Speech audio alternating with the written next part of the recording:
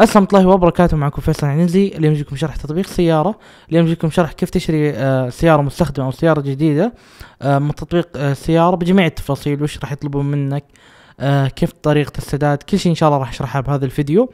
زائد بإذن الله راح يكون في كود خصم يخصم لك على شراء السيارة، يعني هذا الكود تقدر تستفيد منه زي كذا. المهم بإذن الله كامل المقطع راح أشرح فيه جميع التفاصيل، وبإذن الله أنك راح تستفيد من المقطع. ويلا خلونا نبدأ. ويلا الحين نبدأ شرح التطبيق. زي ما تشوفون تضغط على التطبيق راح يفتح لنا معك القائمة ذي.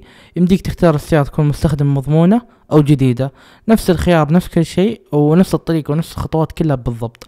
كانت السيارة جديدة أو مستخدمة نفس الطريقة. أوكي، احنا راح نشرح اليوم عن السيارة المستخدمة، لأن الأغلبية بيشترون منه سيارة مستخدمة. راح نشرح اليوم عليه وهي نفس الخطوات بالضبط، ما في أي فرق. ننزل تحت هنا راح يطلع لك أكثر من قائمة أو أكثر من خيار. يمديك تختار شعار شركة السيارة، أو يمديك تحط مثلا أقل من 40,000 أو من 40,000 60,000، أو كعداد الممشى للسيارة تحط أقل من 50,000، وهكذا تختار الشيء اللي يناسبك. حنا مثلا خلينا نختار تويوتا. تجي هنا من الفلترة تحدد السيارة اللي تبغاها من تويوتا، تبغاها جديدة مستخدمة الكل، طريقة الشراء لأنها تفرق، تبغاها كاش ولا تمويل، لأن يمديك تاخذ سيارة مستخدمة بالتمويل حتى. بعدين تنزل هنا وتحدد النوع، نوع السيارة خلينا نختار مثلا كامري. بعدين تختار الفئة، ايش نوع فئة السيارة، بعدين سنة التصنيع، السعر. يمديك تحدد هذه الخيارات او تكتفي بهذه الخيارات. نضغط على اظهار النتائج. زي ما تشوفون هنا طلع لي قيمة السيارات. في سيارات كثير تختار منها، بس حنا ما ودنا نطول في الشرح. تختار اي سيارة نفس الخطوات بالضبط. زي ما تشوفون خلينا نفترض ان اخترنا هذه السيارة، نضغط على هذه السيارة زي ما تشوفون. بعدين هنا تطلع لك مواصفات السيارة كاملة، معلومات السيارة. زي ما تشوفون طالع معلومات كاملة، الأمان، الراحة، التقنية، التجهيزات الخارجية، كل هذه الخيارات تطلع عندك. ومن هنا إذا كان السيارة مفحوصة وزي كذا يمديك تضغط على هذه الخيارات يعلمك وش فيها السيارة مشاكل، ويمديك تعرض حتى على الصور زي ما تشوفون. وهكذا تنزل تشوف بيانات السيارة، هل في شيء مثلا في صدمات أو شيء، يمديه تطلع لك زي ما تشوفون هنا مكتوب معجون مرشوش وزي كذا. يعني تبحث عن السيارة لين تشوف الشيء اللي يناسب اللي تبغاه. كيف طريقة الشراء؟ يمكن هذه أهم خطوة، يعني أنت تنق وابحث وخذ راحتك في هذا الموضوع. كيف تشتري السيارة بعد ما تختار السيارة اللي تبغاها؟ احنا راح نفرض ان هذه السيارة نحن نبغاها. تضغط احجزها الآن. زي ما تشوفون في خيارين، هو كاش أو تمويل. التمويل تدفع 10 ريال وتقدم طلب تمويلي. أوكي، ممكن يرفضونك ممكن يوافقون. أو الكاش تدفع عمولة 500 ريال وتنخصم من سعر قيمة الشراء السيارة. زي ما تشوفون تكون هذه العربون وغير مسترد. بعدين هنا تكتب اسمك الكامل، وبعدها تكتب رقم جوالك، ثم تختار هنا المدينة حقتك، أنت من وين. تختار المدينة اللي أنت ساكن فيها لأنهم هم راح يوصلونها لك. بعدين هنا تجلس تضيف الكود الموجود عندكم أصلا من بداية المقطع قلت لكم له. هذا الكود يخصم لك 500 ريال وبس. زي كذا بكل بساطة تدفع العربون وخلاص كذا تكون شريت السيارة. طيب كيف تشوف تفاصيل الشراء، كم المبالغ تدفعها وزي كذا؟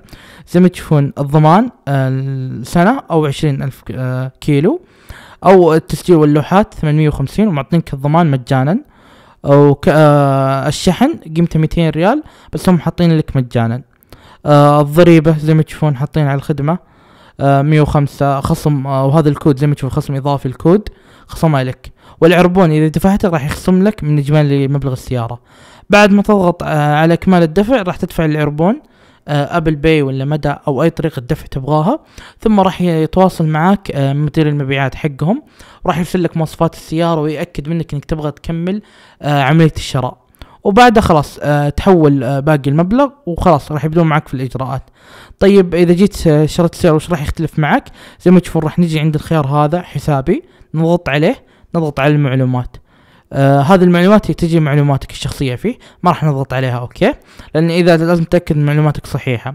بعدين تضغط تتبع طلبيتي. أوكي، تضغط على تتبع، تكتب أنت شريت منهم كاش أو طلب تمويل. أوكي، يعني من البنوك زي كذا. أنا شريت مثلا منهم قبل سيارة كاش، اضغط على الكاش. زي ما تشوفون يحطون اسمك في البداية، ثم يحددون نوع سيارتك وش بالضبط، ثم يحطون الرقم حقك، رقم الطلب يعني للسيارة. زي ما تشوفون الخيار الأول زي ما ذكرت في البداية تدفع العربون اللي هو 500 ريال. بعدين وثائق الشخصيه، ترسل لهم هويتك يعني الهويه الشخصيه حقتك ورخصه السواق وزي كذا. بعدين تحصيل باقي المبلغ اللي هو راح يخصمون منه العربون 500 ريال والباقي تدفعه. بعدين تأمن السيارة، راح يرسلون لك عرضين، تأمين ضد الغير وتأمين شامل، أنت تختار. إذا ما ناسبك وتبغى تأمن من برا، يعني تختار شركة تأمن عليها من عندك عادي، يعطونك بيانات السيارة وأنت تأمن عاد من عندك. بعد راح يصنعون لك اللوحات هم، ما راح تسوي أي عملية أنت من هذه الخطوات. بعدين راح يشحنون لك السيارة، وآخر خطوة هي استلام السيارة. وكذا بكل بساطة شريت السيارة من تطبيق سيارة.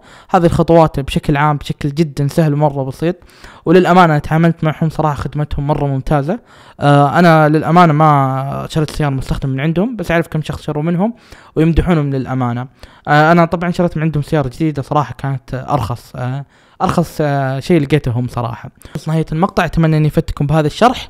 إذا عندك سؤال أو استفسار اكتب لي في التعليقات، وبإذن الله راح أرد عليك. وأتمنى ما تنسون اللايك والاشتراك بالقناة، ويلا مع السلامة.